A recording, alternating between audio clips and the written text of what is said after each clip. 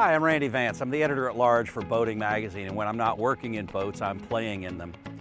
Some of the satisfaction I get out of boating comes from being able to do a lot of the work on the boats myself, like changing the oil in the gear case lube and the fuel water separator. I'm getting ready to change the oil on this boat, and I found everything I needed from Sierra Marine. The Mercury part numbers will translate over to a Sierra part number, and the Sierra dealer can give you exactly what you need to do the job. Sierra parts come with some of the strongest warranties in the marketplace. Select the Sierra oil change kit for your motor. Make sure the motor is level and the prop shaft is horizontal. In cool or cold weather, run the motor with a water supply to bring it up to temperature. Then switch the motor off.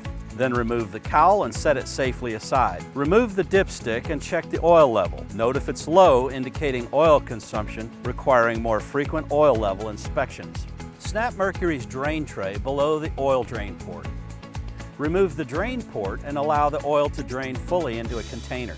Remove the yellow oil fill cap to speed the process. If using an extraction pump, which is a helpful device in case your boat's on a lift, insert the draw tube into the dipstick tube until it's fully seated, and then you can pump out your oil. Once you've extracted the oil, you can take it to the local garage right in the extractor for disposal in their recycling drum. Once the oil is fully drained, remove the oil filter. Keep a rag in place to catch any oil dripping out of the filter. Rub oil on the new filter's gasket so it properly seats. Screw the new filter in place hand tight. Then refill the crankcase with 7.7 quarts of oil. Replace the oil fill cap and snug it down tight.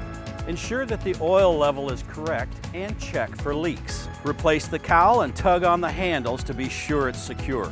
That's it, job done. And because I could find all the parts I needed at sierraparts.com, I didn't have to run around town filling my shopping list one part at a time.